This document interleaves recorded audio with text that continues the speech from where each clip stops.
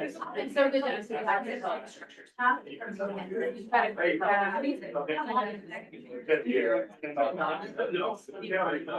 doing, sir?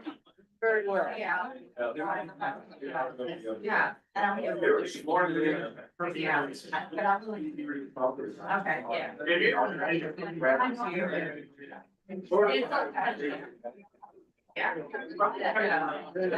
Okay. 30 days.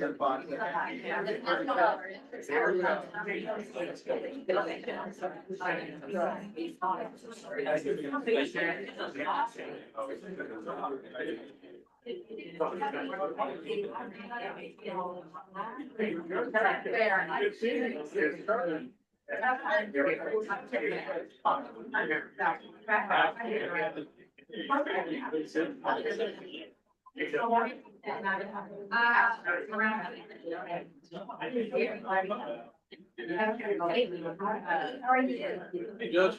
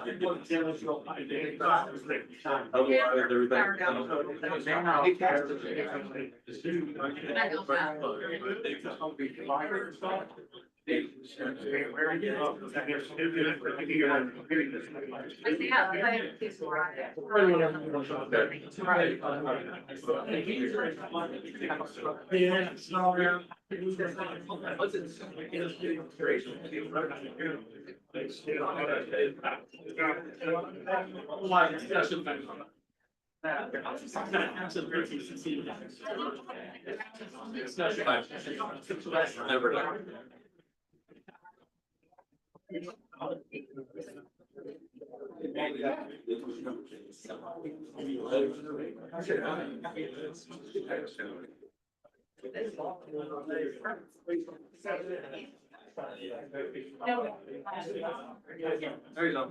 Well, good afternoon and welcome to the KIPDA meeting. Today is the 28th day of March. And at this time, I'd like to welcome, we have a new face here. I'd like to welcome my 4th District Magistrate, Brian Blamel. Brian, you'll say hello to the folks. And, there you go. But I'd like to welcome everybody, and we had a great. I want to thank Nicole for where'd she go? Nicole's still here. She gone? She's here, but I think Anyway, she pinch hitted for me because I had a meeting with the commander of Fort Knox at 11 o'clock. I couldn't quite get here at 12:30, but she did a great job. And at this time, I'd like to call the meeting to order, and Jared, you'll call the roll, please. Thank you, Judge. Mr. Kevin Beatty. Honorable Scott Bates. Here. Honorable John Black. Honorable Bernard Bowling. Honorable Byron Chapman. Here. Honorable Jack Kaufman. Here. Mr. Jack Couch. Honorable Troy Ethington. Here. Mr. Chris John Streets for the Honorable Jeff Gahan. Here. Honorable Nicole George for the Honorable Craig Greenberg, and again, I know she's here, she just stepped out. Here. Mr. Keith Griffey. Here. Honorable Treva Hodges. Honorable Dan Johnson. Or excuse me, Dan Eisen. I'm sorry. I've only got 7 months left. I can't answer that. I was reading into the next one, which is Honorable Maria Johnson. Good. Honorable Mike Moore. Honorable John Ogburn. Here. Honorable Carol Pike. Here. Honorable Jason Sharp. Honorable Jerry Summers. Here. Honorable Rick Tanini. Honorable Jim Travis. Honorable Scott Travis. Here. Honorable, or excuse me, Mr. Vogelass for the Honorable David Vogel. Here. We do have a quorum. Good deal. Thank you, George. And at this time, the first action item is approval of the March board meeting minutes. Any comments, questions? Sure. Moving second, all in favor, like sign aye. Opposed, the same. Thank you all. March financial statements, Frida. All right, Moving faster than.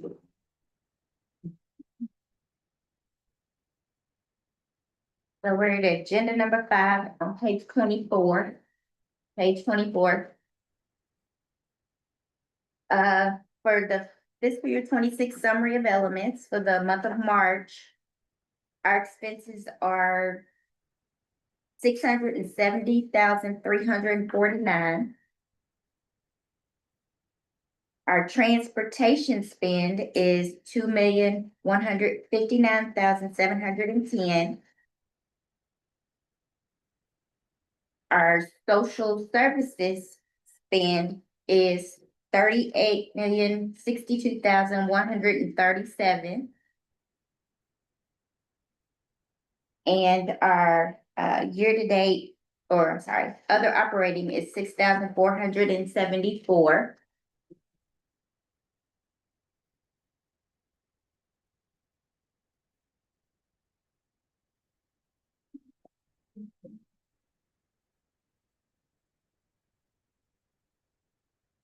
And then our overall is $41,152,642.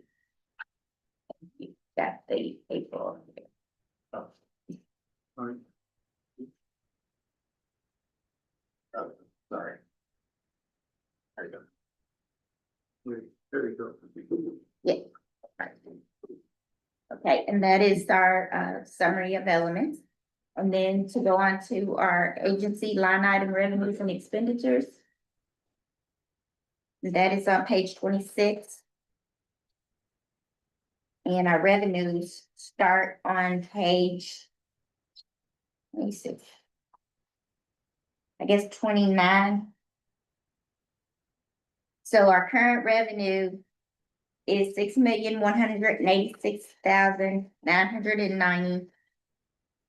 Our year-to-date revenue is $42,642,912. And of course, our budget is $48,841,042. And our revenue is 87.31%. That's how much we have so far. And then our expenditures, and they're on page 31.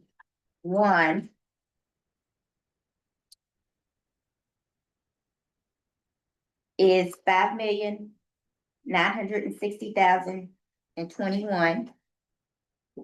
Our year-to-date expenditures are $41,152,642.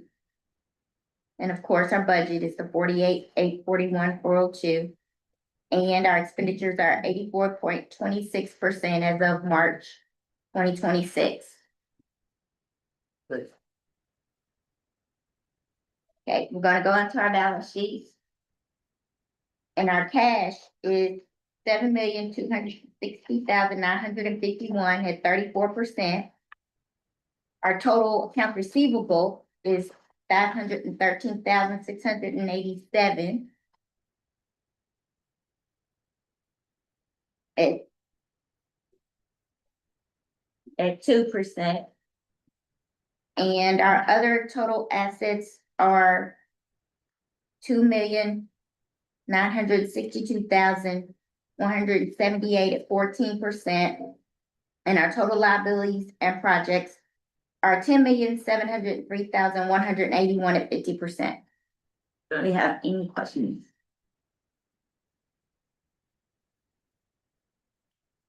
Hearing or seeing no questions, we need action to approve previous financial report. Motion approved. Got a motion, got a second for Judge Osborne. All in favor, like sign aye. Aye. Same opposed, thank you all. You wanna go through April too? Yeah. Okay, all right. We also have our April, since we didn't meet last time. And our spend for the Community and Economic Development, or CD, $791,513 at 24.83%. Our transportation is 2,351,408 at 47.48%.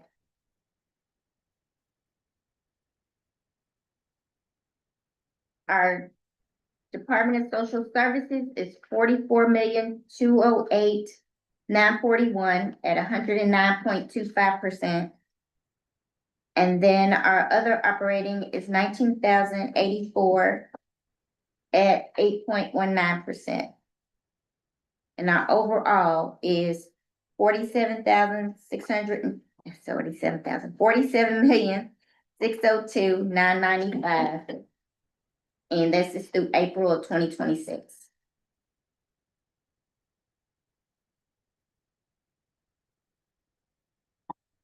Gonna go on to our agency-wide line item.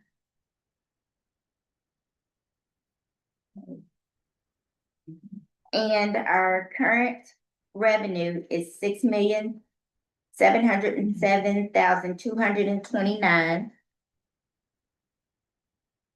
Our year-to-date is $49,350,141. And we're at 101.04%. And our current expenditures are on page 44. And we have expenditures of $6,450,354. Our year-to-date is $47,602,995. And our expenditures are 97.46%.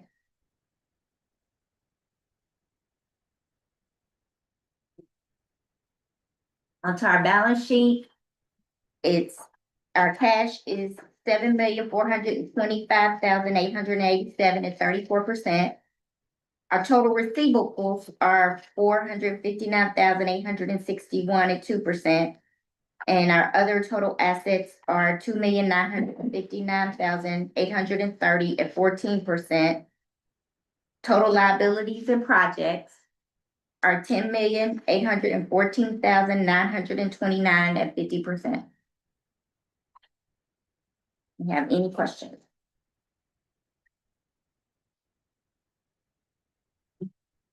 Good job, Freddie. Hearing and seeing none, I need action on approving the April financials. Motion. A motion? Second, yeah. And a second, Judge Osborne. All in favor, like some aye. Same opposed. Thank you. Personnel report, Megan. Thank you. We have 9 new hires since our last board meeting. Crystal Stewart is a case manager. Missy Zoller is a care coordinator for our Veterans Directed Care Program. Grayson Farmer is a connector in the Henry, Carroll, and Trimble counties, pardon. Emily Starrett is ADRC specialist. So those guys have already started. Starting on Monday, we have 4 new hires. Channing LaCour and Madeline Hort are care coordinators for our Veterans Directed Care Program. Ali Kaiser with our ADRC, and Antoinette Johnson is a waiver program specialist. And then the new transportation employee, actually he's returning, Kyle Thorne at the end of June is the transportation employee too. We had 3 departures since our last meeting. Jennifer Wall, as we all know, retired as our network administrator. Thomas Block is one of our BDC care coordinators, and Olivia Boyd was an ADRC specialist. We have no vacancies. Our staff count is 80 full-time permanent and 2 part-time. Thank you, Megan. It's I was like, are you hired? He said no vacancies. I think they come up with language on our website for no vacancies. It was great. There you go. Andy, Transportation Policy Committee. Yes, sir. Thank you all. Good afternoon, everyone. Thank you all for being here today. At 12:30 this afternoon, the KIPDA Transportation Policy Committee met in this room, and so I will go over some of the highlights today. We talked a little bit about our Unified Planning Work Program. I won't say much on that because that's an agenda item for this body as well, so we'll talk about that momentarily. Brady Hill spoke about a couple of agenda items. The first one was the what we call our call for studies. So the federal metropolitan planning funds that go toward planning studies that KIPDA farms out, if you will. We had a process that concluded in April. And so a joint project was the only applicant this year. The joint application between TARC and Louisville Metro. That would look at some ADA accessibility issues around TARC's stops. And so so that'll get underway here early in fiscal 27, and we can report on that here in about a year's time. Brady Hill also spoke about some cost increases, one in or repair in Indiana and one in Kentucky. Also notable in that was the idea that our Indiana MPO dedicated funds, we have obligated, or that is to say, we have spent all 100% of our funds in Indiana this year. And that is an accomplishment because not all the MPOs in Indiana have done so this year.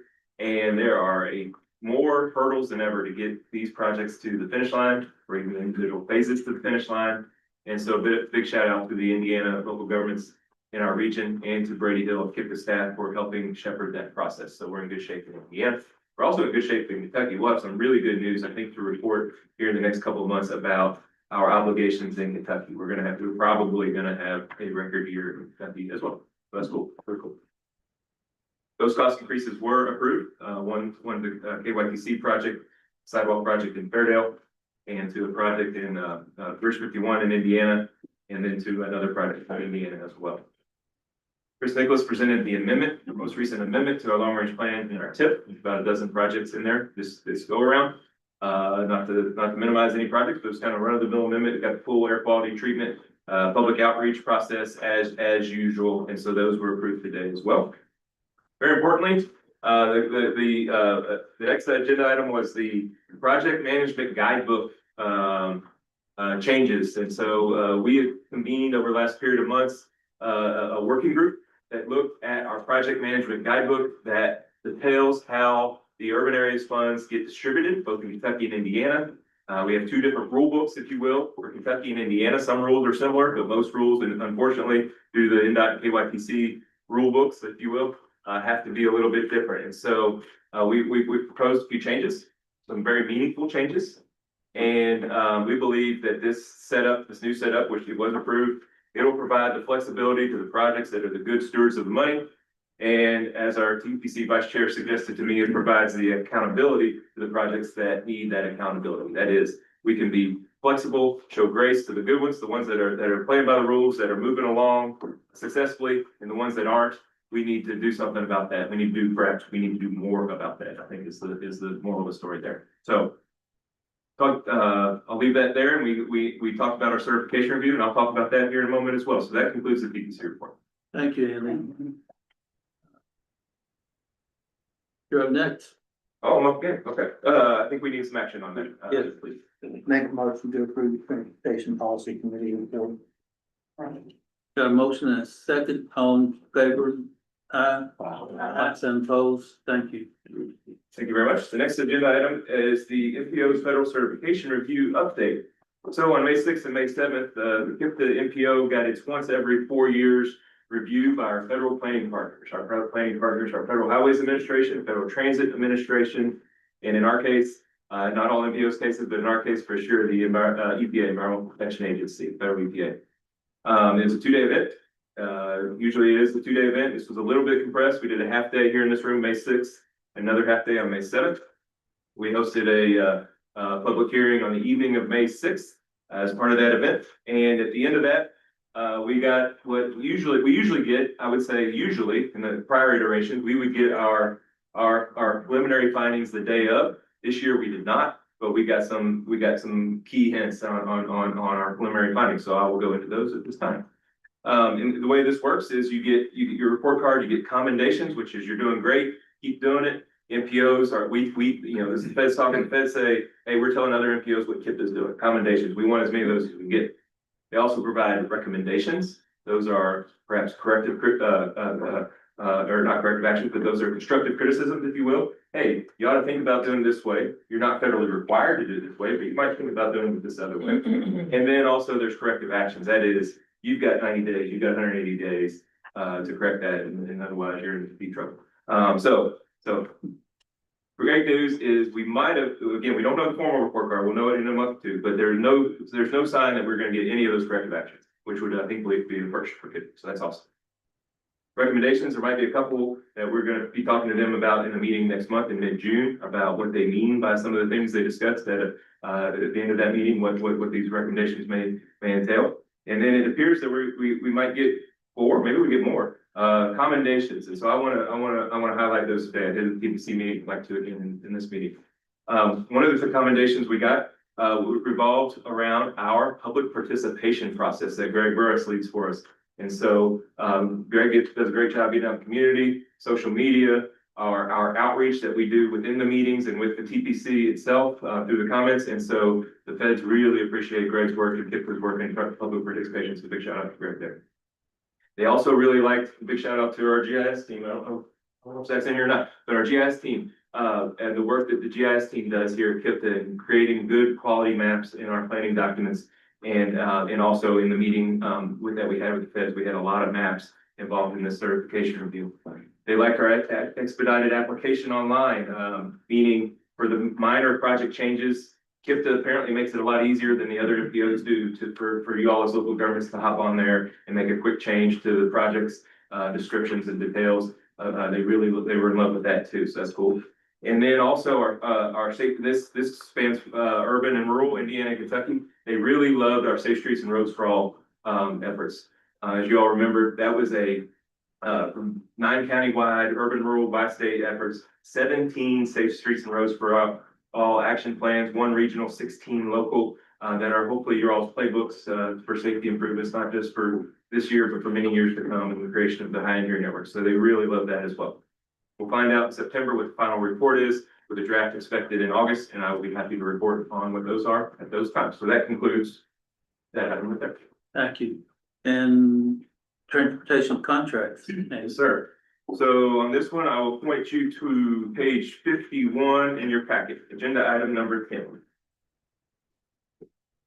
And so it is indeed contract season, and so I probably will be back next month with some more next month too, but 3 contracts for your all's approval or consideration for approval today.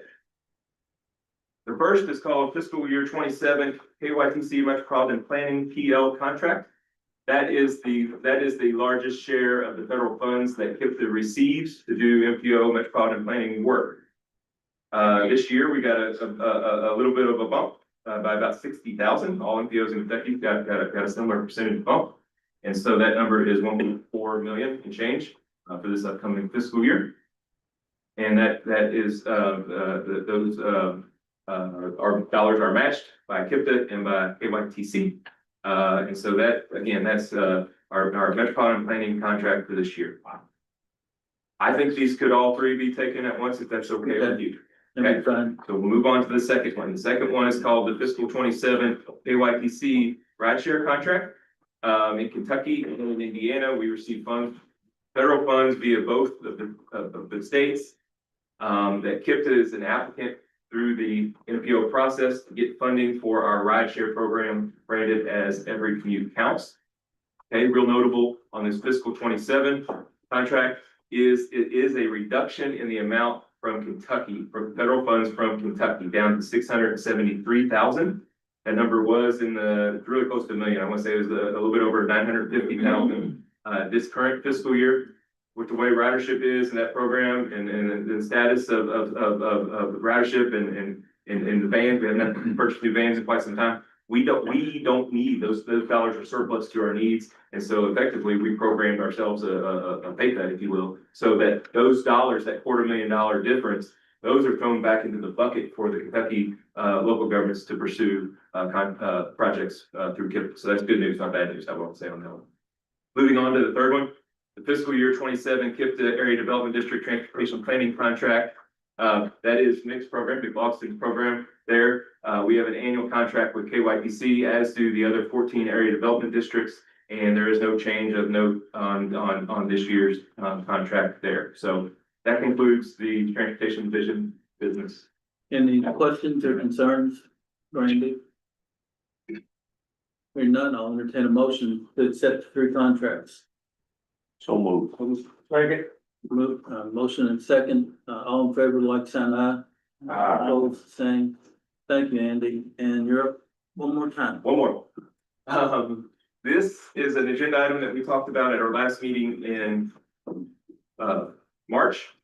It's the MPO's Unified Planning and Work Program. And so I will go through this presentation pretty quickly because most of you that this impacts, we talked about it a little while ago. Just a little bit of recap though, and I'll jump straight to the schedule. Back in March, both the PPC and you guys as the board of directors at KIPDA said, I came up here and I said, hey, we're in a little bit of a bind. We don't have a meeting scheduled in April. April is when it normally gets approved. April is when it was due to our federal and state planning partners. However, at that time in March, we were still waiting comments from our state and federal planning partners. So we didn't have the comments to adjust the draft. And so at that time back in March, both the TPC and board go forth and send in your final one when you need to the staff. And we'll come back in May to ratify that. And so that's what we're here to do today. And so I'll back up a step. For those that don't know, the work program just describes what the MPO does, how much it will cost, and where the money comes from. So it's related to the last agenda item for sure. As I mentioned, is few highlights for those that didn't see this earlier. We got a bit of an increase. I just mentioned that on the Kentucky PL funding by about $60,000. That's cool. But, you know, in essence, a cost of living raise that was given to all Kentucky MPOs. Kentucky also KIPDA requested an increase for the first time in many years of the Section 5303 funding. Those are the federal funds that come to us from the Federal Transit Administration. That number had stagnated for probably the better part of a decade. At $250,000, KIPDA requested a boost this year to $275,000, and they said yes. Not only did they say yes, they said, do you want more? And so we said yes, we do want more. And so what appears to be a one-time supplement of $47,000 is also included in this work program. That's cool. Overall, in Indiana, the planning funds, the funds did decrease by not a small amount, by 10%. Decreases the past couple of years. Our high water mark was in fiscal 24. I think I've said that to you all before. The reason this time around is that the NDOT, with advice from the Indiana MPO Council, has a formula on how much the Indiana MPOs receive based on a per capita formula based on their population. Anyways, so we kind of came out a little bit on the short end of that. Basically, what really happened is that Indianapolis MPO had not been getting what reasonably said is their fair share as big city MPO. They spread back in the, for many years, it spread pretty thin. So we at KIPDA aren't going to complain too loudly about that because we are that in Kentucky. You know what I mean? We are the big MPO in Kentucky, so we're not gonna criticize that at all. Anyways, these dollars should stabilize going forward. All in all, we got about 2.1 million of those planning funds, which is an increase. Just a note, the dollars that are in the work program, it may look like there's fewer than last year, but that is a misnomer. That is because we had several planning studies that have been completed or are about to be completed that those don't need to be in there anymore. And the ones we replaced them with are lower dollar amounts. So we have included that money for the planning study I mentioned earlier. And also we reserved some money for contract services. Contract services are very important this year for us because that project management guidebook update that I mentioned earlier. KIPDA is going to engage engineering firms to help us be a third party, right? Too often these project cost estimates are way out of whack, especially really early on in the project development phase. Hey, I want to fix that road over there. I think I need to widen it, but I don't really know exactly what I want to do. But we have traditionally always required a cost estimate up front. And time has told us that those cost estimates are way off. It's a big spectrum of where we are. We want to narrow that focus down and get higher quality cost estimates. Okay. And we're going to do that by engaging a third party consultant. That is, they will work with your all's consulting engineers to say, just a second eyes, like going to the doctor, get a second opinion is all that is. Okay. And then after you're past your design phase, the preliminary engineering and design and into your design phase, there will be a bit of a pause to say, let's take a break, not a break in time, but let's sit down again and say, now that we've got that preliminary design done, we should really be able to focus in and narrow in on what that cost and that schedule is. Okay. And so that third party consultant is going to come back in and be another set of eyes and ears, same set of eyes and ears, but at a different stage now that the preliminary design is done. So I think that is a giant leap forward for us in terms of our the the accountability of that program that I was mentioning earlier. So that's really important to note, and that's what those dollars are reserved for at this time. I'd be happy to answer a bunch of questions, any questions about this bunch or few, however many or zero. But this time includes not only this agenda item, but all of my agenda items. There you go. Thank you, Henry. Board action is requested for the approval of that. There you go.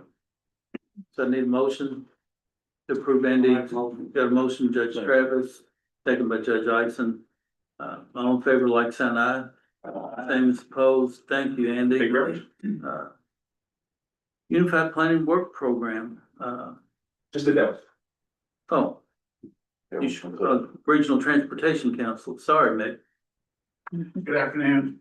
The KIPDA Regional Transportation Committee meeting was held at 1 p.m. today in the KIPDA Small Conference Room and also on Zoom. The first agenda item was the February 26 minutes. The next item was the public comment period, and there were no public comments. The committee updated its membership. We replaced the retired Shelby County Road Supervisor Lawrence Blackaby with the new road supervisor David Clemens. Then we had a guest speaker from Trimark, the operations manager Vince Robinson. Trimark's primary purpose is to improve the performance of the existing freeway system in the area, including operating intelligent transportation systems, facilitating freeway service patrols, and providing traffic incident management. In other business, a new transportation grant pool created by House Bill 501 was discussed. That funds each county $100,000 and each county seat another $100,000 for each of the next 2 fiscal years. House Bill 7, which allows for school bus stop armed camera enforcement, was also discussed, as well as the next federal service transportation bill, the Build America 250 Act. And the next KIPDA Regional Transportation Committee meeting is tentatively scheduled for August 27th. That concludes my report. Thank you, Mick. I need a motion to approve, Nick Mick's report on Regional Transportation Council. So moved. Second. Motion and second, all in favor, like sign aye. Those opposed, same. Thank you, Mick. Regional Planning Council, Brian? There it is.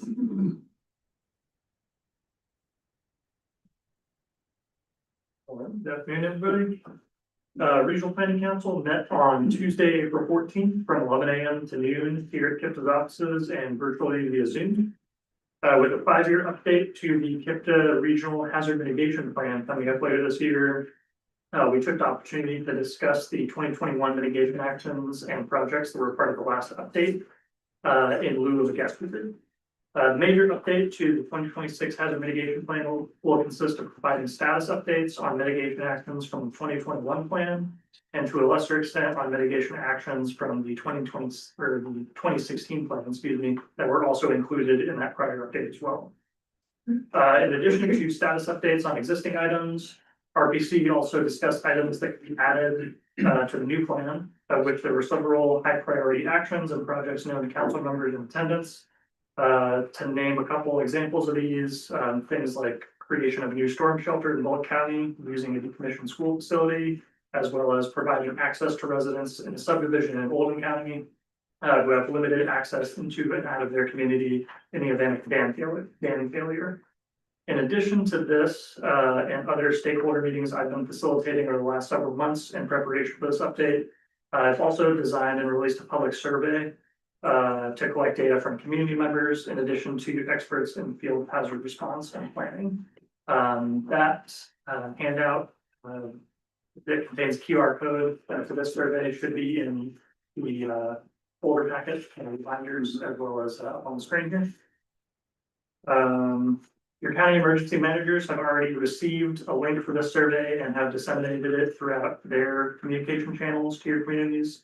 But I'm providing this to you all in case you like to provide further opportunities for your constituents to respond and have their input evaluated for inclusion into the 2026 HMP update. So feel free to scan a copy of this or put it at your city hall, or if you'd like an electronic copy, my email is also on that form, so you can email me and I'll send it to you. I think yeah, this concludes my recap of April RPC meeting. I believe our next RPC meeting will be in the second Tuesday of July. And I'd be happy to take any questions regarding this meeting or the HMP update in general, if there are any. I need a motion to approve Ryan's regional plan council update. I'll make it one. A motion and a second. All in favor, like sign aye. Those opposed, same. Thank you. Regional Water Council, Justin. Thank you, Chairman. Good afternoon, Board. The KIPDA Regional Water Management Council met here in April, on Tuesday, April 14th, from 1:30 p.m. to 2:30 p.m. Also met virtually via Zoom. We had Debbie Landrum with the Kentucky Infrastructure Authority. She joined us as one of our guest speakers. Ms. Landrum provided the council with an update on pertinent KI business and discussed changes to this year's Kentucky WW Waters program.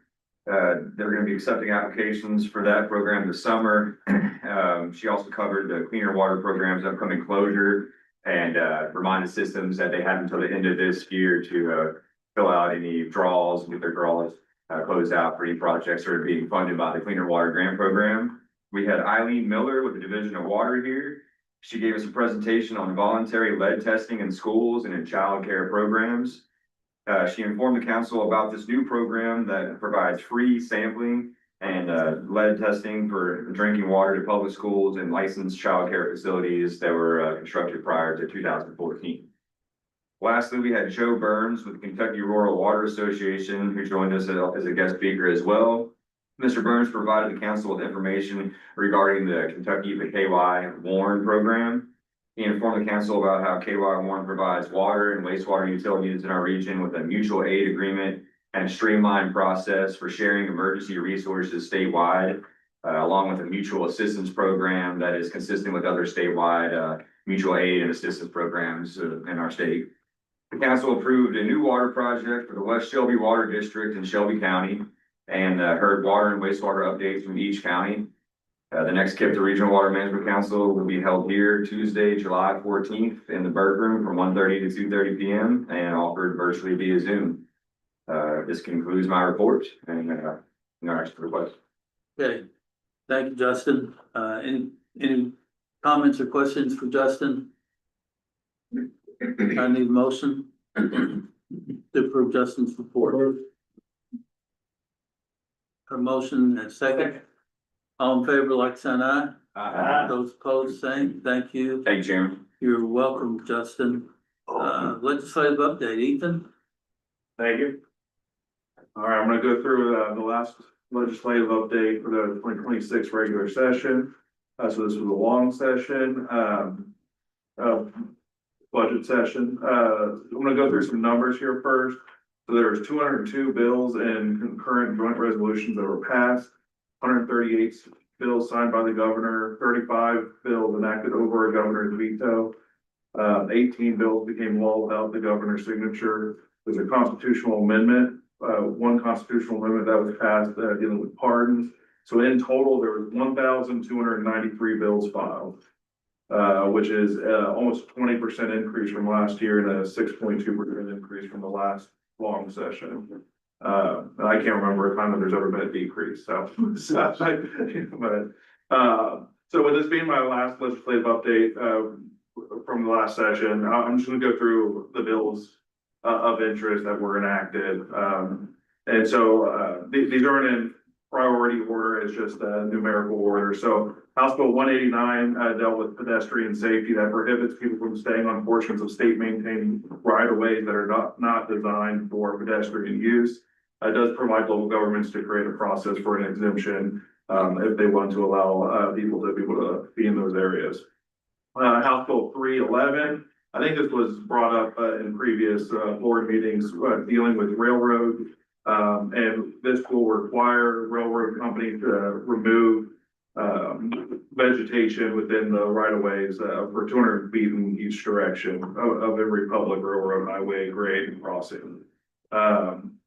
House Bill 313 that dealt with public utility franchises, so it changes the time frame for notice that has to be provided for renewals from 6 months or to 6 months from the previous 18-month requirement.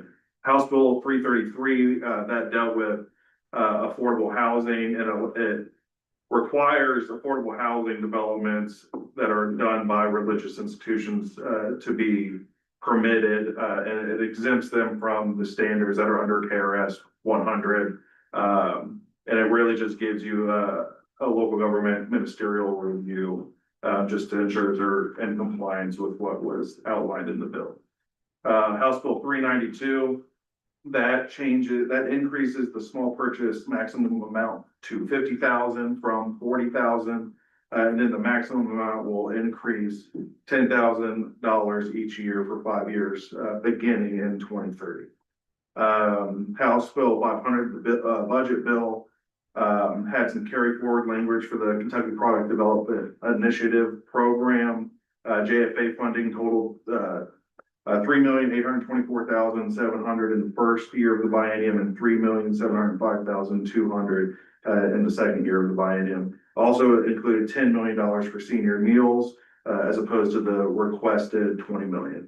House Bill 501, Mick went over that with the grant, with the new pool of funds, the $24 million total, giving $100,000 to a county seat and $100,000 to the county for different road projects. Biennial highway plan, the Jefferson County had $707 million worth of projects in there. Bullitt, 63 million, Oldham 12, or 112, Trimble 12 million, Shelby 14, Spencer 14, Henry 8 million. House Bill 518 requires all local governments that levy an occupational license tax to provide billable PDFs for online filing and accept electronic payments by July 1st, 2029. Requires the Secretary of State to create those fillable PDFs to have standardized forms. House Bill 622, that is the gravel roads pilot program. It establishes a pilot program allowing counties to use county road aid funds to apply chip seal or recycled asphalt pavement on existing gravel roads. House Bill 647, that's the grant program, which probably almost everybody in the room has utilized, that covered the local match for local match requirements for federal grants. There were some changes, such as like the local match portion requirement of that is going to end up doubling. Another change in the grant program is that you're gonna have 90 days to submit the application for a grant program from the time that you submit the federal application. So you're really gonna have to work with us and make sure that we're working on the grant program application as we're wrapping up and about to submit that federal application, just to make sure we're getting everything done within that 90-day window. You'll still have to provide letters of support and a resolution supporting that. So we just need to make sure that we get all that done within that 90-day time frame. House Bill 757, there's a lot of items in there. I'm not going to cover everything, but it's just some quick notes. It sunsets the TIF program. Existing TIFs can continue, but will not be extended. It bans the manufacturing, distribution, sale, and dispensing of kratom products. Allows for cash transactions to be rounded to the nearest 5 cents, because we don't have pennies anymore. It exempts from taxation real property owned by the Kentucky Housing Corporation under certain circumstances if it's used for multifamily residential housing units. Requires consent from the county judge and mayor for that. Also creates a residential housing infrastructure fund. It's a low interest loan program to local governments for housing projects. House Bill 869, a lot of items in there. Also, they're going to start reviewing tax incentives that are available to data centers. Also requires public notices to include Eastern and Central Time. So in all of your meeting announcements and public notices, you have to include Eastern and Central Time there. House Bill 900, there was a lot of appropriations in there. I'm going to just highlight a couple real quick. That's going to be $50 million for the biennium for the Kentucky Product Development Initiative. And then there was also $100 million in there for the grant program. as well. House Joint Resolution 76, that's the local road assistance program. So there's 467,000 for Jefferson, 499,000 for Bullitt, 226 for Oldham, 517 for Trimble, 313 for Shelby, 476,800 for Spencer, and 361,100 for Henry. Senate Bill 20 allows for the purchase of used vehicles and equipment through non-competitive negotiation if the agency is paying no more than 75% of the MSRP. Senate Bill 149 allows fiscal courts to appoint an acting treasurer if the county treasurer isn't going to be able to perform their duties for more than 5 days. The implementation date for legislation is July 15th. So that's when all legislation will go into effect, unless there was an emergency clause or a date otherwise noted in the bill. So that's all I got from my update. Thank you. Thank you, Ethan. Yeah. Yes, Nicole. Thank you. That is a very rich it's a lot of information. Yeah. Is that available in a summary document? I can give you the, I have a tracker that shows just the enacted legislation that we tracked this year. Okay. So I'll send it out. to That you. would be fantastic. There you go. Yeah, I'll send it there. Okay, Thank you. thanks, Ethan. That Oh. 392, Let me pull it. 50,000, that's the procurement. 140, 50, or what? Yeah, for, For counties, the procurement went from 40 to 50. yes, for, the small purchase, amount, yeah. Went from 40,000 to 50,000, And then 10 years for the next 5 years, beginning in 2030. and beginning in 2030, Yes, it jumps, okay. yeah. So 10,000 every year for 5 years, beginning in 2030. Yeah, but now is that one, the July 1 or July 15th or whatever that day? Or 15th, July 1. I didn't have a date for it. Scott, if you don't put that in your policies, though, the auditor will be. Yeah. If, What was the one about the chip seal? 622. So it went into effect 6/20, or it's gonna go into in June, July. July? Or June? Or the bill number was 622. Oh, okay, I'm sorry. I thought that was the date it was gonna go into. With the chip seal. That one did have an emergency call, actually, but I don't know. I'd have to make sure that there wasn't a special date thrown in there for that specific program. Actually, this says. Yeah, I think there's a special date for it to be effective July 1. Okay. Thank you.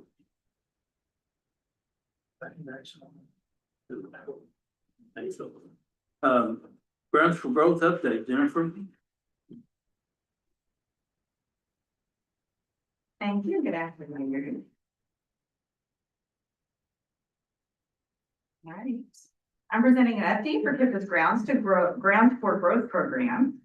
This is our site assessment and reuse planning program funded by a $1.5 million brownfields grant from the EPA. We inventory brownfield sites, which are generally abandoned or underutilized sites. We also do community involvement, environmental assessments, and site reuse planning. Purpose of the program is to spur revitalization and economic development. One recent success story is a Trimble County site reuse vision. So in 2024, Trimble County proposed a brownfield site in Bedford. It's about 232 acres on Ball Lane. It has the historic Coleman House on it, which you'll see a picture there on the slide. So we coordinated with the Kentucky Brownfield Program for no-cost environmental assessments that didn't turn up any contaminants of concern. Then the Trimble County Fiscal Court purchased this property. So before this purchase, the judge of the fiscal court had been observing community needs for healthcare, housing, jobs, childcare, senior living, and other features. And following the purchase, the county was awarded $925,000 in grants to construct an urgent care and primary care clinic on the property in partnership with the Carroll County Memorial Hospital on this site. So KIPDA's Grounds for Growth program provided funding for a site reuse vision. Planning for Yard and Company worked with the county to develop a possible site plan to meet these community needs. They produced a custom website for a development called Coleman's Landing after the historic home. So this is a conceptual vision for a possible reuse plan. And I want to give just a very brief tour of the website, just really quickly. So if you visited the page, you would see these different sections. It includes images, maps, and a conceptual master plan for discussion purposes. And interestingly, it has a section I call by the numbers that presents the potential impact of the development on local jobs, wages, spending, household income, and county tax revenues. So you can see what a development like this could bring to the county. Yard also produced an information sheet for the concept. And this is what it looks like. And there is a copy. That's what it looks like. I've got one here, and there's a copy in the front folder of the board packet.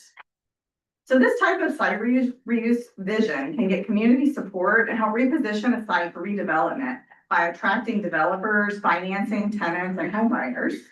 And we all look forward to seeing what we'll develop on this site in Trimble County. Please feel free to contact me if you have any questions. That concludes my update. No action is requested. Thank you. Okay. Thank you, Jennifer. Yes, Yes, number John. thank you and Felicia and Yard and Company for putting that together as quickly and as well as you did. It was really beneficial and it's opened a lot of eyes in Trimble County, so I really appreciate all the help, Jared. This was just kind of a reminder that, you know, that brownfield grant that we received is not just for phase 1 and phase 2 to be conducted in your all's county. That if there is a site kind of like this where there needs to be a vision, that's planning grant, there's funding in the grant for planning. So we can actually kind of shift some of that phase 1, phase 2 work to actual planning. So if there's anything in your all's community that kind of needs a little extra set of eyes, please reach out to Jennifer and I, and we'd be happy to come out and figure something out. Thank you. Okay. Felicia? See. All right, I have 2 contracts that need to be approved. The first one is with the Kentucky Infrastructure Authority. So this is for our water and wastewater planning. This will fund portion of Justin's salary. This allows him to actually put your all projects in the portal for the project profile. That leads to funding, either SRF funding or if there's a grant opportunity. It also allows him for his system visits and data collection, so we can do some of that mapping. So that is in the amount of $61,000 with the KIA. And the second one is the joint funding agreement. So this is the state and federal dollars that is funding the Community and Economic Division, and allows us to do technical assistance to our communities as well as the grant writing for no fee that we can get Memorial Hospital to open up a clinic and anything else, the Brownfields grant. So this allows us and my staff to be able to be that backup assistance to our communities. So that's in the amount of $517,000, $331.48. So action is requested. Motion. Second. Got a motion and second. All in favor, like sign aye.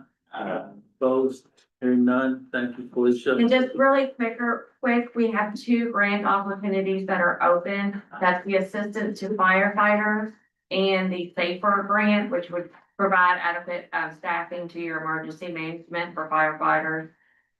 We've reached out, Ethan has reached out to a lot of the local fire departments, but if you know if there's a need, please let us know and we can reach out again, or we can work with fiscal court or the cities to get and that is due at the end of June. Okay. Thank you. Derek, Social Services Board Training. Thank you. All of our contracts with the Cabinet for Health and Family Services for our activities within our Division of Social Services require board training in elder abuse and neglect, suicide intervention awareness, and racial equity and cultural humility. And this is an annual requirement for these contracts. I have included training materials in your front pocket of your board packet, as well as it should be in your inbox. So you all have materials, so if you all can review at your own convenience. This, the requirement is 100% executive committee and 70% board, so it just felt this is the best way to go about achieving those metrics. So that's all I've got for that item. You have those items for your all's review. All right, thank you, Jerry. The meal program update, Richie? Hi, I'm just gonna give a little update, on the meal program. There's not, a lot to update on, but, we've experienced some challenges with funding, and, with that, we're still continuing to serve, as many clients as we can, as quickly as we can. Since January of this year, we've served, over 129,000 meals, and we've served 2,273 clients in our service areas. We are continuing to work off a wait list, and I assume that we will continue to work off a wait list for now until here on out. So the way that our wait list works is that clients get prioritized by greatest need. And then once we have a slot for them, we will assess them for eligibility, and they will be put on the active program. Right now, we have around 450 people on that list waiting to be assessed. We are currently doing a second round of shelf-stable meals. Back when we had some funding adjustments, we pared down our shelf-stable allocation to instead of 5 meals we usually do, we did 3. We were able, with some readjustments to the administration or what have you, we were able to do a second round of shelf-stable meals. So those will be going out to people in your counties this month. Fall of last year, we were able to, with the support of a grant from Ford Philanthropy, we were able to launch a fresh grocery delivery program to clients in the rural areas. That program was, they would get fresh grocery boxes delivered to their home once a month. It is now coming to an end, so far. So we, June will be our last, deliveries unless we, get some more, funding from Ford, which we're working with. But we were able to deliver, just over 1,000 grocery boxes to, peoples in the rural counties. This has been an exponential program for clients. We get a lot of feedback that this is something that they thoroughly enjoy. So we're hoping that we are able to continue that. And I think that concludes my report. Okay. I'll just add to Ricky, we have not received our allocations yet, so we don't know what it's gonna look like beginning on July 1st, but we were kind of conservative when we were following the legislative session, seeing that the 20 million that was requested looked like it was gonna be more like 10. So rather than removing people from the wait list, we kind of held steady. So with that, we worked with the cabinet to allow us to do inverses for federal carryover. So we're hoping that's going to minimize the disruption in services for those that have been receiving meals. So we'll have more once we get our allocations, but we're optimistic that it isn't going to be as detrimental as it looked back in the fall when we had those reductions. Thank you, Ricky. Thank you. The Old Americans Month is scratched. FY 25 contract amendments and ratifications. Tricia, where'd she go? There you are. Okay. Good afternoon. Let's see, this.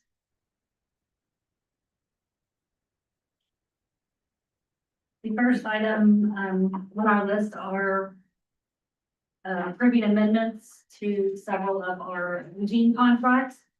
We'd like to do an amendment for the University of Louisville Prager. This amendment is to realign the services on their contract to fit their current needs.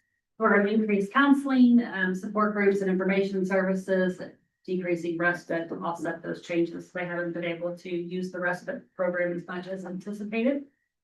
There is no, dollar change for that amendment, so it's just moving services around. The second one is for Catholic Charities. We'd like to allocate additional $3,123 to their Title VII Ombudsman contract. These are funds that just were not allocated earlier in the year, so we want to make sure they're on their contract and able to be used. The third amendment is for the senior centers for multipurpose community action agency. The amendment will increase their 3B budget overall by $864 for the year. And this also just reallocates funding. Telephone reassurance has not been a super popular service this year. So they want to switch those funds to information services. And that's primarily in Shelby and Spencer counties. So those are the contract amendments that we're requesting approval. Okay. And I need a motion to approve the amendments to those contracts. I'll make that. Judge Osborne. Second. All in favor, like sign aye. Those opposed, thank you. Thank you, Tripp. Thank you. So the next item on our list is, we're requesting that the board approve submitting a letter of commitment to the University of Louisville Traeger for their flourish care, anchored AAA program, which is a 5-year statewide initiative submitted under the Kentucky Rural Health Transportation Program. The proposed 5-year initiative is focused on addressing one of Kentucky's most significant healthcare shortages, and that is trained professionals who can work with seniors in our rural communities. So the goal of the program is to train and place community health workers, behavioral health professionals, tele-wellness navigators, and pre-licensure social work and nursing students directly within local aging networks and senior centers.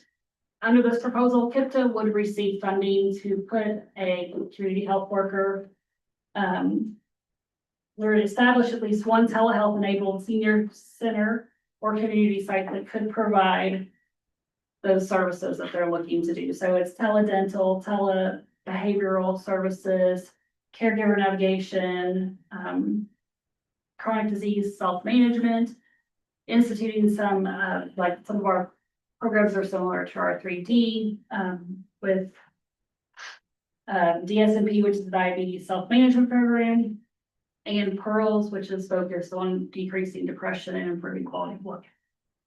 So the letter of commitment does not obligate KIPDA to spend any funds at this time. Rather, it just demonstrates our intent to participate in this partnership with Traeger to receive funding through the Kentucky Rural Transformation Program. Formal obligations and operational details would be addressed later for a separate study. So the approval is requested for the letter of commitment. And that's the Traeger Foundation? Yes. Okay. I need a motion. Motion second. Thank you, Scott. All in favor, like sign aye. Those opposed, thank you. Yes. The last one is requesting ratification of an updated memorandum of understanding with the Penny Route ad for the Veterans Directed Care Program. The MOU was updated to add Washington County, Indiana to give this service area. This puts us providing BDC services in 13 counties in Kentucky and Indiana combined. So Bullitt, Henry, Jefferson, Oldham, Shelby, Spencer, and Trimble counties in Kentucky, and then Clark, Floyd, Harrison, Scott, and Washington counties in Indiana. Action is requested to ratify that MOU. Make a motion. Motion. Second. All in favor, like sign aye. Aye. Same opposed, thank you. Yes, ma'am. Frida, revised 26 budget. Okay, so due to some of the changes that we've made in like the last few months, I've revised the fiscal year 26 budget. And I wanted to highlight some of the things or some of the items that we did change. We did reallocate some of our funds within some of the same programs. I think you heard a lot of the reallocation from Tricia's presentation. Also, we made some adjustments. We did some salary increases in the Department of Social Services with our Veterans Direct Care. We have 2 additional positions this year. So we increased it, by 40,384. That would also increase our fringe, so we included that. We had some contract services, that we increased our indirect due to the new management IT services that we have. We also have a transportation increase on contracts of 40,000 for some additional study funding. Van subsidies, we increased by 30,760 to cover the needs for some subsidies due to our rideshare program. And then we had, we moved some expenses, from our indirect to CED to free up some funding under this line item. Do we have any questions? You're good. Actions requested, I need a motion. Sorry, a motion and a second. All in favor, like sign aye. Opposed, same. Thank you, Frida. Okay, employee update, Megan.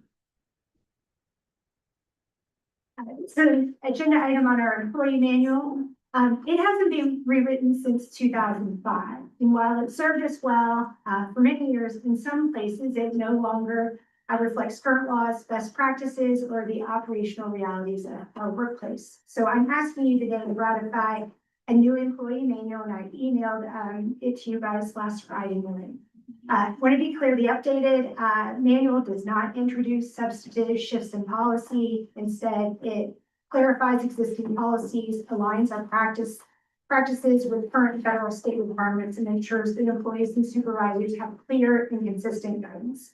The updated manual also provides 2 high goodwill, low cost benefits to employees by adding Juneteenth as a holiday and by extending the time frame in which annual leave can be used until it goes over. Once approved, I will distribute the new employee manual to staff and begin scheduling staff and supervisor training to ensure solid implementation before the manual's effective date on June 3rd. So actions requested. Absolutely. I'll make a motion to approve the employee manual update. Have a motion and second, all in favor, like sign aye. Opposed, same. Megan, thank you. Thank you. It's quite the read.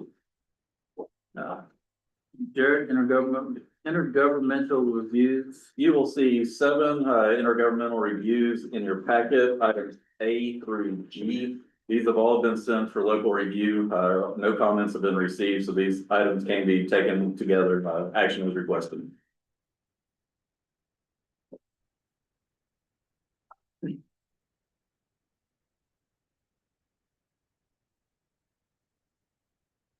I'll make a motion to approve all intergovernmental reviews, items A through G. Thank you. I got a second by, Scott.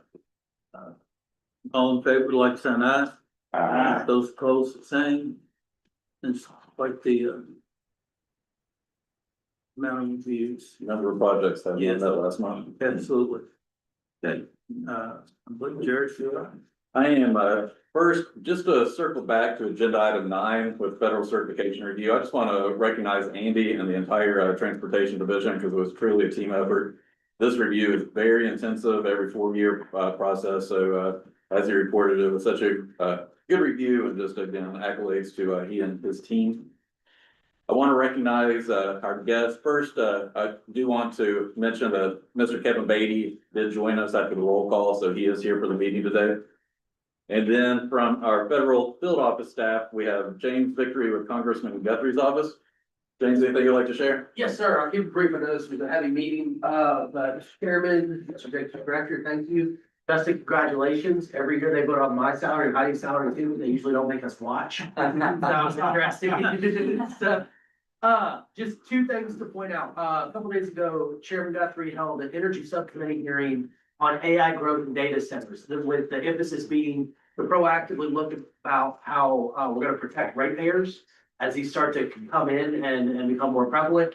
Obviously, I know with the county, this has become a hot topic. So if at any point we can be a resource to you all in answering some of these questions, and please reach out to us. And the second, some good news, I already gave it to, Deputy Mayor George, but Felicia, $750,000 toward that MSD project was appropriated through the subcommittee and is moving forward for that MSD wastewater expansion that the KIPDA staff helped MSD put together and went through. So we're cautiously optimistic that that will get to the finish line, but thank you for your hard work on that, and we're very happy that it has been delivered.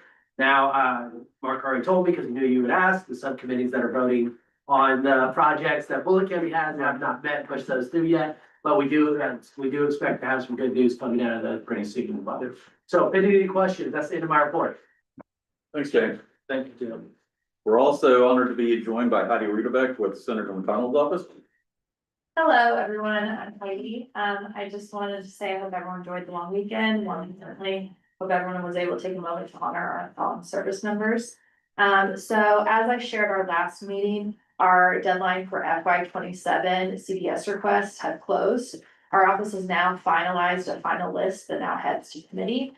So I'll keep everyone in the loop on what makes it through committee. And I think that's all from our office. If we can be helpful with passports or Facebook issues, please reach out. That's all for me. Thank you, Heidi. Yep. And then our friend from Fish and Wildlife, Brian Blank. Afternoon, everyone. Thank you, Garrett, Chairman Summers. Proud to wear the green ribbon today, to represent Mental Health Month. And, I want to thank our friends down at, Bragg, who were passing out ribbons yesterday when we were down there. So thanks for that. March 1st at Kentucky Fish and Wildlife is like New Year's Day for us. That's when everything starts all over again. So that's our new license year. I'm happy to report that, our spring turkey season that, just concluded, we had a record harvest of 36,439 turkeys, during the spring season. We surpassed the previous record of 36,097 that was set in 2010, and we exceeded the 10-year average by 18%. So for those of you that are out there that, did anybody in here turkey hunt this year? What's that? With the car, that's usually deer. Did you get a permit for that turkey? Sure I did. Okay, good answer. Also, and a number of you helped us get the word out on this, and I want to thank all of you. May 7th, we concluded, receiving applications for our next Game Warden Academy class. I'm happy to report that we set another record. We had over 1,000 applications, for 10 slots. And, Jefferson County is one of the counties that is a target area for us to, try to fill that slot. Our academy that, we're currently in right now is, gonna have graduation next Friday, the 5th, and there'll be 20 game wardens, graduating there, and, they'll start their, field training, over the next weekend. So we're getting, more guys out there on the field, to help enforce the laws. Also, last thing that I had is, Ethan, I'm surprised you didn't bring up the Scott Travis bill that passed this year with the legislators. Oh, yeah. Do you know which one I'm talking about? I'm not certain. Killing more deer. Okay. Yeah. We talked about that here. We did, and we were able to have some conversations with some folks, and I hope you don't mind, but I kept mentioning the honorable gentleman from Spencer County who had an interest in this, and I'm happy to let you know that there will be 7 additional days this coming deer season of firearm season to harvest does. So just wanted to let you know ahead of time, John and I are gonna show up with a pickup truck and a bunch of buddies at your farm. And we're gonna have what we call a doe depot. We're just gonna start throwing them back there. Bring them out. Although Chairman Summers probably won't be out there to help us do that, will he? No, That's right. I'll send him more next year. We'll shoot him at your place and Jerry feeds him over at his place, so, you know. But, thank you all. I appreciate your support. And I know I say this often, but, I don't want it to go unnoticed. The work that you all do is vital. It's very important. As a citizen of the state of Kentucky, and then also as a representative for Fish and Wildlife, I just want to thank each one of you for what you do, because it really does make a difference. Not just from a selfish standpoint of Fish and Wildlife, people gotta be able to go across roads and bridges and get to the places where they can recreate.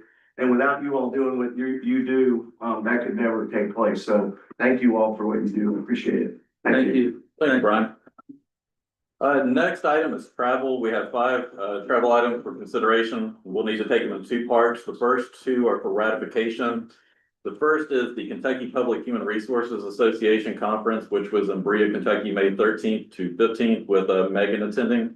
And the second is the Kentucky Association of District Directors May Business Meeting, which was in Covington, Kentucky, May 13th to 15th, that I attended. Action is requested for ratification of those 2 travel items. So moved. Second. Thank you. And then for approval, the first is the Economic Development Conference for EDA of Atlanta region. This is something we have been working with our partners at EDA as well as NATO. They have not had a meeting with the EDA region in over a decade. So this one is in Atlanta, July 20th to 23rd. That would be myself attending. The next is the Brookings Institution Chicago Workshop in Chicago, Illinois. This is what Andy has been asked to be a part of, and most of these expenses are reimbursed. And that is, again, Chicago, Illinois, July 23rd to the 24th. And then finally, the Southeastern Area Agency on Aging Conference, September 21st to 24th in Williamsburg, Virginia. That would be attended by 2 KIPDA staff members, our Director of Social Services, Jessica Elkin, and then Tricia. So action is requested for those 3 travel items. I'll make motion to approve. Second. Motion second. Good deal. All in favor, Very good. Thank you all. And finally, just thank you all for coming today. It's a beautiful day outside, so I appreciate you all spending it here at KIPDA. We will get back to our meetings next month with the Transportation Technical Coordinating Committee on June 10th here in the KIPDA Burke Room. And then on June 25th, we'll have the Transportation Policy Committee at 12:30, followed by the KIPDA Board of Directors meeting at 2 o'clock. And this concludes my report. Thank you, Jerry. And further comments? I have none, but I do want to thank all of y'all for being here today. It's just absolutely stunning day out there compared to what we've had over the last week or so. And to echo the comments,